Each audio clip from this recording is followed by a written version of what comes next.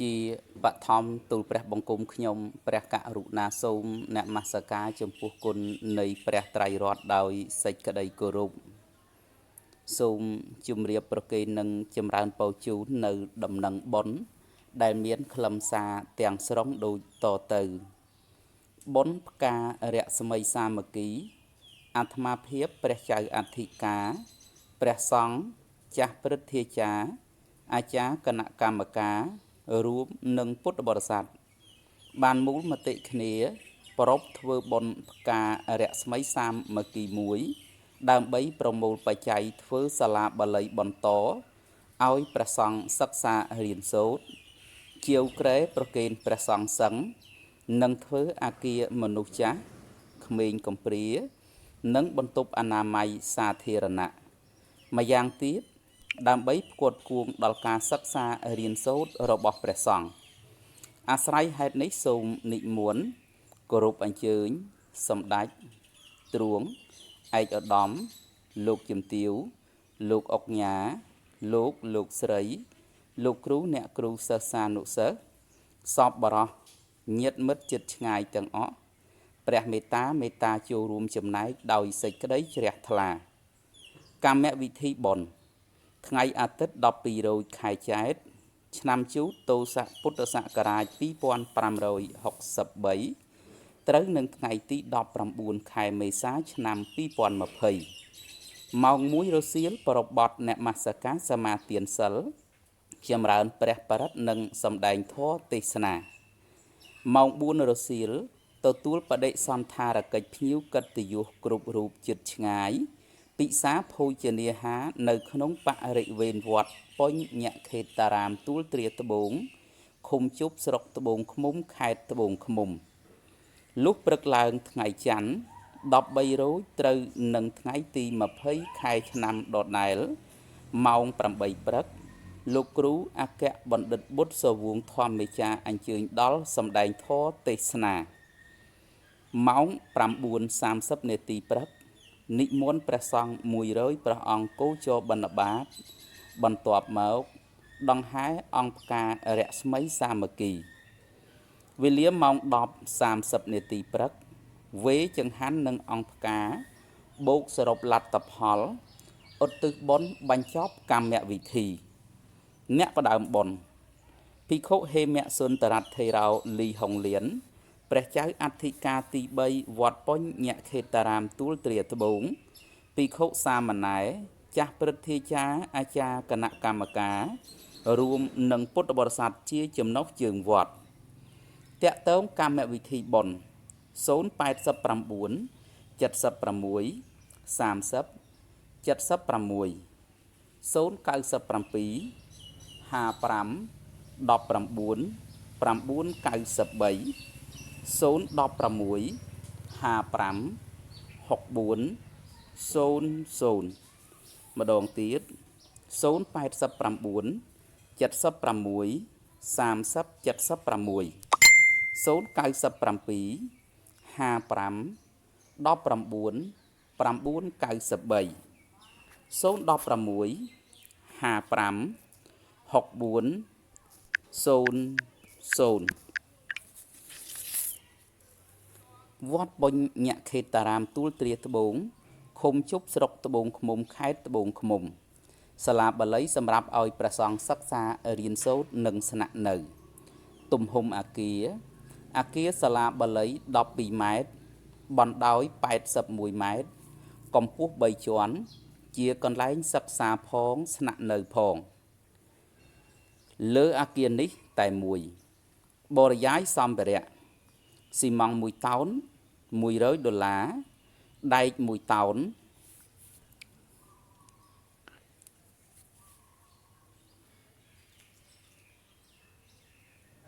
ការ៉ូ1កេស$12ក្បឿង1ការ៉េ$18បង្កាន់ដៃ1ម៉ែត្រ$40ជញ្ជាំង1ម៉ែត្រការ៉េស្មើ$20ខ្សាច់1ឡាន$50ទ្វារ1វង$370កញ្ចក់ពន្លឺ1កេស$8ដំបូល1ម៉ែត្រការ៉េ$36ដី1ឡាន$10ឥដ្ឋ1ឡាន$500 ថ្មអងដឺ$1,250 បងអួចមួយវួង$370 ឥតខ្យល់មួយកេស$2.5 កាក់សសរមួយដើម$350 ថ្នាំ1 ម៉ែត្រការ៉េ$5 ក្រែលោកសឹងមួយតម្លៃ$15 ផលប្រយោជន៍អគារមួយនេះកាលបើសម្រាប់រួចរាល់ជាស្ថាពរបម្រើផលប្រយោជន៍ដល់ការស្នាក់នៅនិងសិក្សារៀនសូត្របណ្ដុះចំណេះដឹងពង្រឹងសមត្ថភាពព្រះសង្ឃឲ្យមានអនាគតល្អជាសសរទ្រូងនៃព្រះពុទ្ធសាសនានិងជាតិសេចក្តីអំពាវនាវខ្ញុំព្រះករុណាអាត្មាភាពសូមធ្វើសេចក្តីអំពាវនាវដល់សាធារណៈទូទៅសូមមេត្តាចូលរួមចំណែកតាមសទ្ធាជ្រះថ្លាតាក់ទងវត្តពុញញាក់ខេតតារាមទួលទ្រាត្បូងឃុំជប់ស្រុកត្បូងឃ្មុំខេត្តត្បូងឃ្មុំទូរស័ព្ទលេខ016 55 64 00 097 55 19 993 089 76 30 76កូដក្រៅប្រទេសបូក855ទូព្រះបង្គំខ្ញុំព្រះករុណាអាត្មាភាពភិក្ខុហេមៈសុនតរថេរោលីហុងលៀនសូមថ្លែងអំណរគុណទុកជាមុនចំពោះសាធុសពបរិសពុទ្ធបរិស័ទស្រីប្រុសទាំងចិត្តទាំងឆ្ងាយទូលព្រះបង្គំខ្ញុំព្រះករុណាអាត្មាភាពជឿជាក់ទុកជាមុនថាព្រះករុណាជាម្ចាស់ញាតិញោមស្រីប្រុសនឹងចូលរួមចំណែកជួយបន្តនិងបង្ហើយការសាងសង់អគារសាលាបាលីអគារមនុស្សចាស់ជរាក្មេងកំព្រានិងបន្ទប់អនាម័យរួមទាំងរៀបចំហេដ្ឋារចនាសម្ព័ន្ធជាពិសេសត្រូវទ្រង់ដល់ការសិក្សារៀនសូត្ររបស់ព្រះសង្ឃជាក់ជាពុំខានឡើយសពបរិសស្រីប្រុសគ្រប់គ្នានៅថ្ងៃទី19ខែមេសាឆ្នាំ2020និងថ្ងៃទី20ខែមេសាឆ្នាំ2020ទូលព្រះបង្គំខ្ញុំព្រះករុណាអាត្មាភាពជឿជាក់ថាវត្តមានរបស់សម្ដេចឯកឧត្តមលោកជំទាវលោកអុកញ៉ាសាធុសពបរិសពុទ្ធបរិស័ទស្រីប្រុសនឹងបានអញ្ជើញមកដល់ទួលទ្រាខាងត្បូងនេះជាក់ជាពុំខានឡើយលោកអ្នកសពបរិសស្រីប្រុសអ្នកគោរពជឿកាន់ព្រះពុទ្ធសាសនាទាំងឡាយអគារសាលាបាលីចាប់ពីដំណើរការរហូតមកដល់ពេលបច្ចុប្បន្ននេះប្រើប្រាស់ពេលវេលា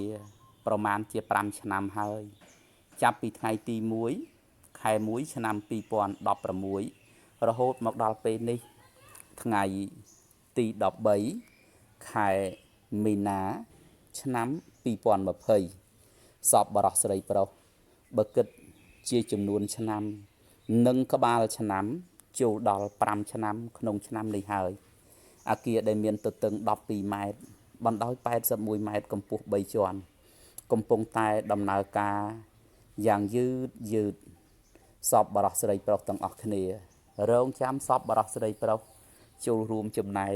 ដើម្បីធ្វើអគារនេះឲ្យបង្ហាញរូបរាងយ៉ាងពិតប្រាកដដើម្បីបានជាប្រយោជន៍ដល់ការស្នាក់នៅនិងសិក្សារៀនសូត្ររបស់សាមណសិស្សមួយវិញទៀតឆ្លៀតក្នុងពេលវេលាដ៏ចន្លោះមានតម្លៃនេះផងដែរទូលព្រះបង្គំខ្ញុំព្រះករុណាអាត្មាភាពរួមមួយអន្លើដោយលោកអាចារ្យចាស់ព្រឹទ្ធាចារ្យគណៈកម្មការរួមនឹងពុទ្ធបរិស័ទអាស្រ័យជាមួយនឹងបងប្រុសបងស្រីអស់លោកអ្នកសពបរិសនៅក្រៅប្រទេសមួយចំនួនចាត់ចែងលៃលោកធ្វើអគារមនុស្សចាស់ក្មេងកំព្រានិងបន្ទប់អនាម័យដែលមានទទឹង12ម៉ែត្របណ្ដោយ29ម៉ែត្រកម្ពស់3ជាន់ដើម្បីបម្រើផលប្រយោជន៍សាធារណជនជាទូទៅអគារដែលកំពុងតែធ្វើជាមួយគ្នានេះគឺអគារដែលមានទទឹង12ម៉ែត្របណ្ដោយ29ម៉ែត្រកម្ពស់3ជាន់នេះកាលបើធ្វើរួចរាល់ជាស្ថាពរអាចឲ្យព្រះគ្រូធម្មមេចារ្យដែលបង្រៀនផ្នែកខាងវិបស្សនាធុរៈដល់ភិក្ខុសាមណេរលោកយាយលោកតាស្នាក់នៅក្នុងអគារនេះលោកគ្រូដែលជាគ្រហស្ថបង្រៀនព្រះសង្ឃអាចស្នាក់នៅក្នុងអគារនេះញោមវត្តពុទ្ធសាសនូបត្ថម្ភ ញោមអ្នកមានឧបការៈចំពោះវត្តអាចស្នាក់នៅនឹងអគារ12បណ្ដោយ29ម៉ែត្រនេះសពបរោះស្រីប្រុសអញ្ជើញមកអំពីទីជិតទីឆ្ងាយកាលដែលមានបញ្ហាចង់បន្តបងឧច្ចរៈបាសាវៈទីនេះអាចជួយសម្រួលដល់សពបរោះស្រីប្រុសគ្រប់គ្នាបានធ្វើឲ្យស្រួលជាក់ជាពុំខានឡើយជាងនេះទៅទៀតមនុស្សចាស់ក្មេងកំព្រាសពបរោះស្រីប្រុសមានសទ្ធាចង់មកបដិបត្តិធម៌អគារដែលមានទទឹង12ម៉ែត្របណ្ដោយ29ម៉ែត្រកម្ពស់3ជាន់ដែលកំពុងតែធ្វើទន្ទឹមជាមួយនឹងអគារសាលាបាលីនេះអាចអនុញ្ញាតឲ្យសាធុសពបរោះស្រីប្រុសអ្នកមានសទ្ធាចូលស្នាក់នៅដោយរីករាយសពបរោះស្រីប្រុសអ្នកគោរពជឿកាន់ព្រះពុទ្ធសាសនាទាំងឡាយអគារដែលកំពុងតែដំណើរការគឺ12ម៉ែត្របណ្ដោយ29ម៉ែត្រកម្ពស់3ជាន់នេះមានបន្ទប់ស្នាក់នៅរហូតដល់ទៅ41បន្ទប់បើសពបរោះស្រីប្រុសយល់ឬមួយក៏ស្រឡាញ់ការបដិបត្តិតាមបែបនៃព្រះពុទ្ធសាសនាសូមសពបរោះស្រីប្រុសអញ្ជើញមកស្នាក់នៅតាមសេចក្តីជ្រះថ្លាបន្ទប់អនាម័យក្នុងមួយបន្ទប់តម្លៃ$500សសរមួយដើមមានតម្លៃ$220ស៊ីម៉ង់ក្នុងមួយតោនតម្លៃ$100ទ្វារមួយតម្លៃ$170បង្អួចមួយមានតម្លៃ$150ការ៉ូមួយកេសមានតម្លៃ$12ក្បឿងក្នុងមួយការ៉េតម្លៃ$18ដំបូលក្នុងមួយការ៉េតម្លៃ$36បើសាធុសពបរោះពុទ្ធបរិស័ទស្រីប្រុសលោកមានសទ្ធាសូមលោកចាប់កុសលតាមលទ្ធភាពដើម្បីឲ្យអគារនេះបានជាប្រយោជន៍ដល់ភិក្ខុសាមណេរដល់ព្រះសង្ឃដល់សពបរោះពុទ្ធបរិស័ទស្រីប្រុសគ្រប់គ្នាសពបរោះស្រីប្រុសមានសទ្ធាចង់ចូលរួមចំណែកជាវក្រេដែកប្រគេនព្រះសង្ឃដែលមាន2ជាន់ក្រេនេះក្នុងតម្លៃ160,000រៀលឬក៏$15សូមសពបរោះស្រីប្រុសមេត្តាចូលរួមចំណែកជួយកសាងក្រែឬជាវក្រែដែកប្រគេនដល់ព្រះសង្ឃដែលឡៃឡុងមកអំពីខេត្តកំពង់សោមឬក្រុងព្រះសីហនុយកមកឲ្យព្រះសង្ឃសឹងដើម្បីសម្រួលដល់ការសិក្សារៀនសូត្រអគារដ៏ល្អក្រែដ៏សមរម្យបរិស្ថានដ៏ល្អស្អាតញ៉ាំងប្រយោជន៍ពោលគឺការសិក្សារៀនសូត្រពោលគឺវិស័យនៃព្រះពុទ្ធសាសនានេះឲ្យល្អល្អះ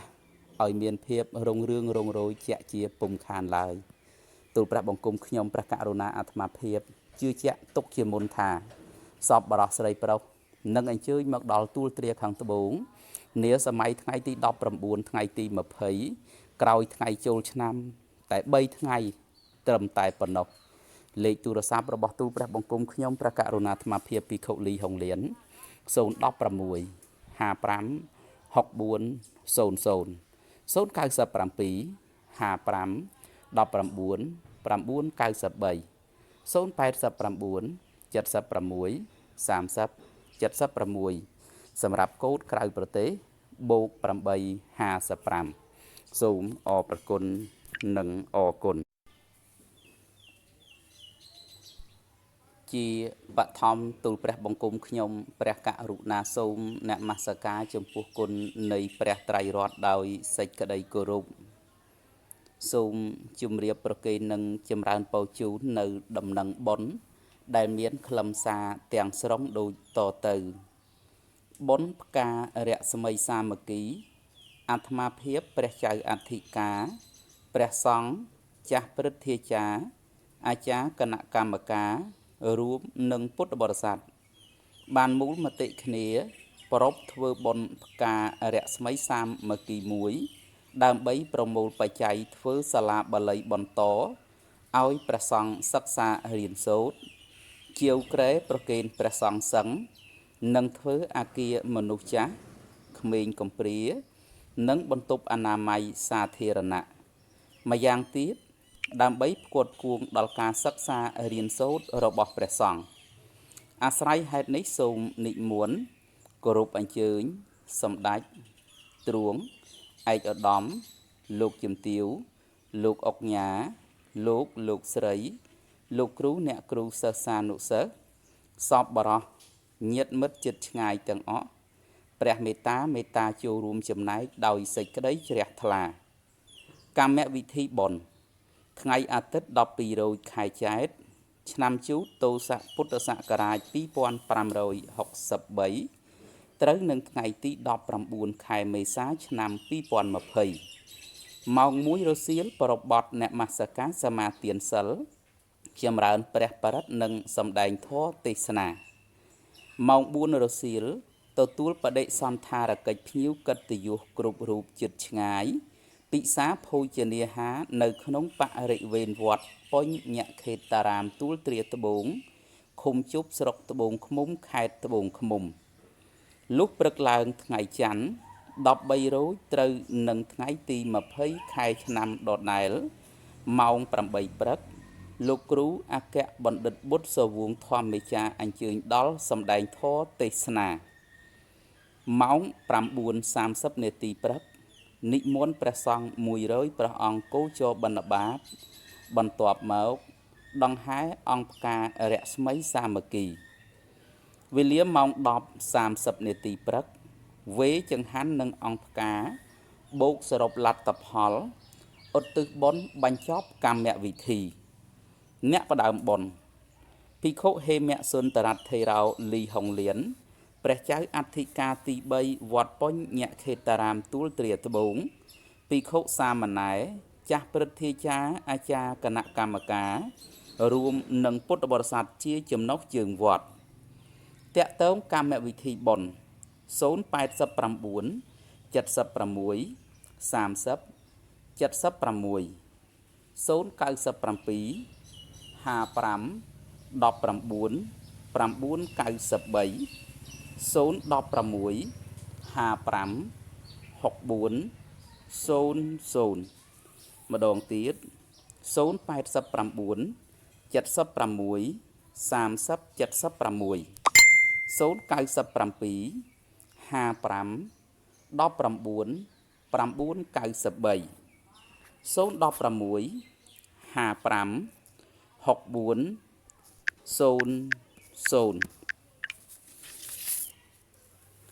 វត្តបុញ្ញខេតារាមទួលទ្រាត្បូងឃុំជប់ស្រុកត្បូងឃ្មុំខេត្តត្បូងឃ្មុំសាលាបាលីសម្រាប់ឲ្យព្រះសង្ឃសិក្សារៀនសូត្រនិងស្នាក់នៅទំហំអគារសាលាបាលី12ម៉ែត្របណ្ដោយ81ម៉ែត្រកម្ពស់3ជាន់ជាកន្លែងសិក្សាផងស្នាក់នៅផងលើអគារនេះតែមួយបរិយាយសម្ភារៈស៊ីម៉ង់1តោន$100ដែក1តោន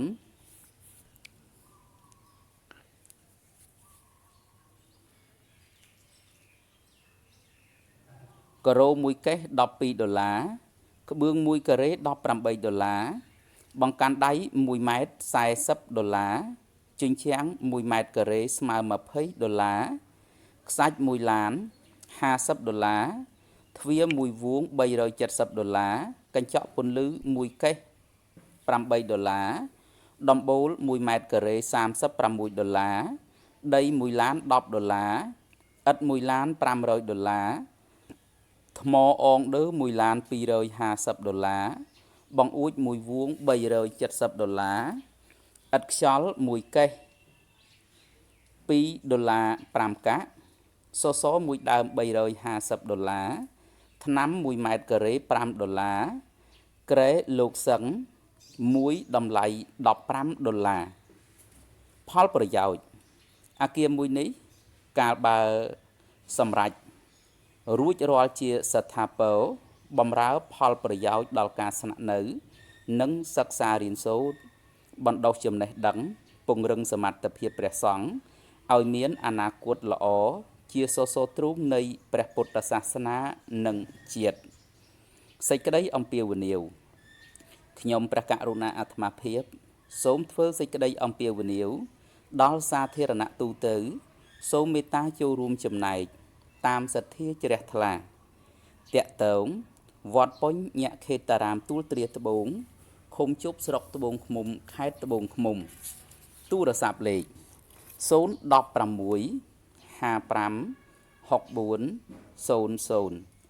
097 55 19 993 089 76 30 76 កូដក្រៅប្រទេសបូក855ទូព្រះបង្គំខ្ញុំព្រះករុណាអាត្មាភាពភិក្ខុហេមសុនតរថេរោលីហុងលៀនសូមថ្លែងអំណរគុណទុកជាមុនចំពោះសាធុសពបរិសពុទ្ធបរិស័ទស្រីប្រុសទាំងចិត្តទាំងឆ្ងាយទូលព្រះបង្គំខ្ញុំព្រះករុណាអាត្មាភាពជឿជាក់ទុកជាមុនថាព្រះករុណាជាម្ចាស់ញាតិញោមស្រីប្រុសនឹងចូលរួមចំណែកជួយបន្តនិងបង្ហើយការសាងសង់អគារសាលាបាលីអគារមនុស្សចាស់ជរាក្មេងកំព្រានិងបន្ទប់អនាម័យរួមទាំងរៀបចំហេដ្ឋារចនាសម្ព័ន្ធជាពិសេសត្រូវទ្រង់ដល់ការសិក្សារៀនសូត្ររបស់ព្រះសង្ឃជាក់ជាពុំខានឡើយសពបរិសស្រីប្រុសគ្រប់គ្នានៅថ្ងៃទី19ខែមេសាឆ្នាំ2020និងថ្ងៃទី20ខែមេសាឆ្នាំ2020ទូលព្រះបង្គំខ្ញុំព្រះករុណាអាត្មាភាពជឿជាក់ថាវត្តមានរបស់សម្ដេចឯកឧត្តមលោកជំទាវលោកអុកញ៉ាសាធុសពបរិសពុទ្ធបរិស័ទស្រីប្រុសនឹងបានអញ្ជើញមកដល់ទូលទ្រាខាងត្បូងនេះជាក់ជាពុំខានឡើយលោកអ្នកសពបរិសស្រីប្រុសអ្នកគោរពជឿកាន់ព្រះពុទ្ធសាសនាទាំងឡាយអគារសាលាបាលីចាប់ពីដំណើរការរហូតមកដល់ពេលបច្ចុប្បន្ននេះប្រើប្រាស់ពេលវេលាប្រមាណជា5ឆ្នាំហើយចាប់ពីថ្ងៃទី1ខែ1ឆ្នាំ2016រហូតមកដល់ពេលនេះថ្ងៃទី13ខែមីនាឆ្នាំ2020សពបរិសស្រីប្រុសបើគិតជាចំនួនឆ្នាំនិងក្បាលឆ្នាំចូលដល់5ឆ្នាំក្នុងឆ្នាំនេះហើយអគារដែលមានទទឹង12ម៉ែត្របណ្ដោយ81ម៉ែត្រកម្ពស់3ជាន់កំពុងតែដំណើរការយ៉ាងយឺតសពបរិសស្រីប្រុសទាំងអស់គ្នារងចាំសពបរិសស្រីប្រុសចូលរួមចំណែកដើម្បីធ្វើអគារនេះឲ្យបង្ហាញរូបរាងយ៉ាងពិតប្រាកដដើម្បីបានជាប្រយោជន៍ដល់ការស្នាក់នៅនិងសិក្សារៀនសូត្ររបស់សាមណសិស្សមួយវិញទៀតឆ្លៀតក្នុងពេលវេលាដ៏ចន្លោះមានតម្លៃនេះផងដែរទូលព្រះបង្គំខ្ញុំព្រះករុណាអាត្មាភាពរួមមួយអន្លើដោយលោកអាចារ្យចាស់ព្រឹទ្ធាចារ្យគណៈកម្មការរួមនឹងពុទ្ធបរិស័ទអាស្រ័យជាមួយនឹងបងប្រុសបងស្រីអស់លោកអ្នកសពបរិសនៅក្រៅប្រទេសមួយចំនួនចាត់ចែងលៃលោកធ្វើអគារមនុស្សចាស់ក្មេងកំព្រានិងបន្ទប់អនាម័យដែលមានទទឹង12ម៉ែត្របណ្ដោយ29ម៉ែត្រកម្ពស់3ជាន់ដើម្បីបម្រើផលប្រយោជន៍សាធារណជនជាទូទៅអគារដែលកំពុងតែធ្វើជាមួយគ្នានេះគឺអគារដែលមានទទឹង12ម៉ែត្របណ្ដោយ29ម៉ែត្រកម្ពស់3ជាន់នេះកាលបើធ្វើរួចរាល់ជាស្ថាពរអាចឲ្យព្រះគ្រូធម្មមេចារ្យដែលបង្រៀនផ្នែកខាងវិបស្សនាធុរៈដល់ភិក្ខុសាមណេរលោកយាយលោកតាស្នាក់នៅក្នុងអគារនេះលោកគ្រូដែលជាគ្រហស្ថបង្រៀនព្រះសង្ឃអាចស្នាក់នៅក្នុងអគារនេះញោមវត្តពុទ្ធសាសនូបត្ថម្ភញោមអ្នកមានឧបការៈចំពោះវត្តអាចស្នាក់នៅនឹងអគារ12បណ្ដោយ29ម៉ែត្រនេះសពបរិសស្រីប្រុសអញ្ជើញមកអំពីទីជិតទីឆ្ងាយកាលដែលមានបញ្ហាចង់បន្តបងឧច្ចរៈបាសាវៈទីនេះអាចជួយសម្រួលដល់សពបរិសស្រីប្រុសគ្រប់គ្នាបានធ្វើឲ្យស្រួលជាក់ជាពុំខានឡើយជាងនេះទៅទៀតមនុស្សចាស់ក្មេងកំព្រាសពបរិសស្រីប្រុសមានសទ្ធាចង់មកបដិបត្តិធម៌អគារដែលមានទទឹង12ម៉ែត្របណ្ដោយ29ម៉ែត្រកម្ពស់3ជាន់ដែលកំពុងតែធ្វើទន្ទឹមជាមួយនឹងអគារសាលាបាលីនេះអាចអនុញ្ញាតឲ្យសាធុសពបរិសស្រីប្រុសអ្នកមានសទ្ធាចូលស្នាក់នៅដោយរីករាយសពបរិសស្រីប្រុសអ្នកគោរពជឿកាន់ព្រះពុទ្ធសាសនាទាំងឡាយអគារដែលកំពុងតែដំណើរការគឺ12ម៉ែត្របណ្ដោយ29ម៉ែត្រកម្ពស់3ជាន់នេះមានបន្ទប់ស្នាក់នៅរហូតដល់ទៅ41បន្ទប់បើសពបរិសស្រីប្រុស យល់ឬមួយក៏ស្រឡាញ់ការបដិបត្តិតាមបែបនៃព្រះពុទ្ធសាសនាសូមសពបរោះស្រីប្រុសអញ្ជើញមកស្នាក់នៅតាមសេចក្តីជ្រះថ្លាបន្ទប់អនាម័យក្នុងមួយបន្ទប់តម្លៃ$500សសរមួយដើមមានតម្លៃ$220ស៊ីម៉ង់ក្នុងមួយតោនតម្លៃ$100ទ្វារមួយតម្លៃ$170បង្អួចមួយមានតម្លៃ$150ការ៉ូមួយកេសមានតម្លៃ$12ក្បឿងក្នុង1ការ៉េតម្លៃ$18ដំបូលក្នុង1ការ៉េតម្លៃ$36បើសាធុសពបរោះពុទ្ធបរិស័ទស្រីប្រុសលោកមានសទ្ធាសូមលោកចាប់កុសលតាមលទ្ធភាពដើម្បីឲ្យអគារនេះបានជាប្រយោជន៍ដល់ភិក្ខុសាមណេរដល់ព្រះសង្ឃដល់សពបរោះពុទ្ធបរិស័ទស្រីប្រុសគ្រប់គ្នាសពបរោះស្រីប្រុសមានសទ្ធាចង់ចូលរួមចំណែកជាវក្រេដែកប្រគេនព្រះសង្ឃដែលមាន2ជាន់ក្រេនេះក្នុងតម្លៃ160,000រៀលឬក៏$15សូមសពបរោះស្រីប្រុសមេត្តាចូលរួមចំណែកជួយកសាងក្រែឬជាវក្រែដែកប្រគេនដល់ព្រះសង្ឃដែលឡៃឡុងមកអំពីខេត្តកំពង់សោមឬក្រុងព្រះសីហនុយកមកឲ្យព្រះសង្ឃសឹងដើម្បីសម្រួលដល់ការសិក្សារៀនសូត្រអគារដ៏ល្អក្រែដ៏សមរម្យបរិស្ថានដ៏ល្អស្អាតញ៉ាំងប្រយោជន៍ពោលគឺការសិក្សារៀនសូត្រពោលគឺវិស័យនៃព្រះពុទ្ធសាសនានេះឲ្យល្អល្អះឲ្យមានភាពរុងរឿងរុងរោយជាក់ជាពុំខានឡើយទូលព្រះបង្គំខ្ញុំព្រះករុណាអាត្មាភាពជឿជាក់ទុកជាមុនថាសពបរោះស្រីប្រុសនឹងអញ្ជើញមកដល់ទួលទ្រាខាងត្បូងនាសម័យថ្ងៃទី19ថ្ងៃទី20ក្រោយថ្ងៃចូលឆ្នាំតែ3ថ្ងៃត្រឹមតែប៉ុណ្ណោះលេខទូរស័ព្ទរបស់ទូលព្រះបង្គំខ្ញុំព្រះករុណាអាត្មាភាពភិក្ខុលីហុងលៀន016 55 6400 097 55 19 993 089 76 30 76សម្រាប់កូដក្រៅប្រទេស+855សូមអរព្រគុណនិងអរគុណជាបឋមទូលព្រះបង្គំខ្ញុំព្រះករុណាសូមនមស្ការចំពោះគុណនៃព្រះត្រៃរតន៍ដោយសេចក្តីគោរពសូមជម្រាបប្រគេននិងចម្រើនពរជូននៅដំណឹងបុណ្យដែលមានខ្លឹមសារទាំងស្រុងដូចតទៅបុណ្យផ្ការស្មីសាមគ្គីអាត្មាភាពព្រះចៅអធិការព្រះសង្ឃចាស់ព្រឹទ្ធាចារ្យអាចារ្យគណៈកម្មការរួមនឹងពុទ្ធបរិស័ទបានមូលមតិគ្នាប្រពធ្វើបុណ្យផ្ការស្មីសាមគ្គីមួយដើម្បីប្រមូលបច្ច័យធ្វើសាលាបាលីបន្តឲ្យព្រះសង្ឃសិក្សារៀនសូត្រជាវក្រែប្រគេនព្រះសង្ឃសឹងនិងធ្វើអគារមនុស្សចាស់ក្មេងកំព្រានិងបន្ទប់អនាម័យសាធារណៈម្យ៉ាងទៀតដើម្បីផ្គត់ផ្គង់ដល់ការសិក្សារៀនសូត្ររបស់ព្រះសង្ឃអាស្រ័យហេតុនេះសូមនិមន្តគោរពអញ្ជើញសម្ដេចទ្រួងឯកឧត្តមលោកជំទាវលោកអុកញ៉ាលោកស្រីលោកគ្រូអ្នកគ្រូសិស្សានុសិស្សសពបរោះញាតិមិត្តជិតឆ្ងាយទាំងអស់ព្រះមេត្តាចូលរួមចំណែកដោយសេចក្តីជ្រះថ្លាកម្មវិធីបុណ្យថ្ងៃអាទិត្យ12រោចខែចែកឆ្នាំជូតទសពុទ្ធសករាជ2563ត្រូវនឹងថ្ងៃទី19ខែមេសាឆ្នាំ2020ម៉ោង1រសៀលប្រពបអ្នកមស្ការសមាទានសិលចម្រើនព្រះបរិត្តនិងសម្ដែងធម៌ទេសនាម៉ោង4រសៀលទទួលបដិសន្ធារកិច្ចភ្ញៀវកិត្តិយសគ្រប់រូបជិតឆ្ងាយពិសាភោជនាហារនៅក្នុងបរិវេណវត្តបញ្ញខេតារាមទួលទ្រាត្បូងឃុំជប់ស្រុកត្បូងឃ្មុំខេត្តត្បូងឃ្មុំលុះព្រឹកឡើងថ្ងៃច័ន្ទ13រោចត្រូវនឹងថ្ងៃទី20ខែឆ្នាំដដែលម៉ោង8ព្រឹកលោកគ្រូអគ្គបណ្ឌិតបុត្រសវងធម្មចារ្យអញ្ជើញដល់សម្ដែងធម៌ទេសនា ម៉ោង 9:30 នាទីព្រឹក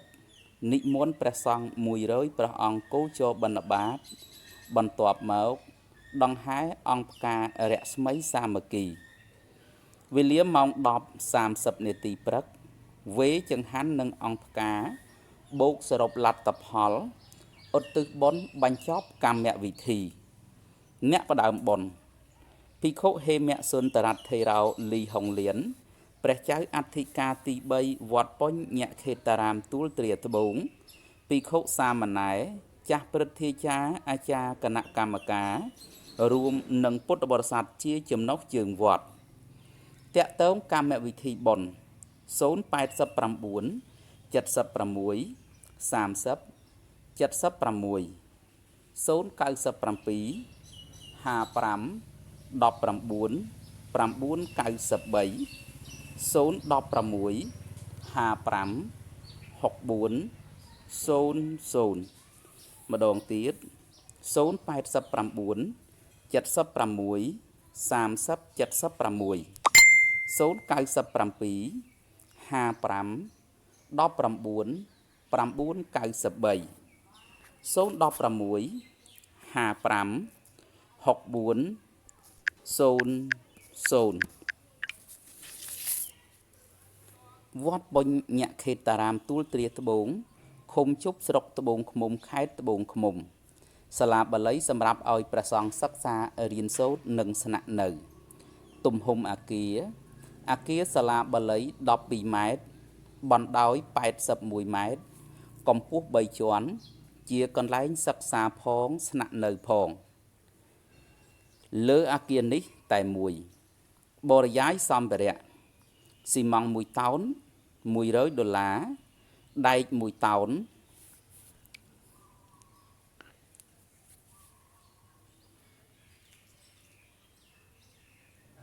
ការ៉ូ1កេស$12ក្បឿង1ការ៉េ$18បង្កាន់ដៃ1ម៉ែត្រ$40ជញ្ជាំង1ម៉ែត្រការ៉េស្មើ$20ខ្សាច់1ឡាន$50ទ្វារ1វង$370កញ្ចក់ពន្លឺ1កេស$8ដំបូល1ម៉ែត្រការ៉េ$36ដី1ឡាន$10ឥដ្ឋ1ឡាន$500ថ្មអងដឺ1ឡាន$250បង្អួច1វង$370ឥដ្ឋខ្យល់1កេស$2 5កាក់សសរ1ដើម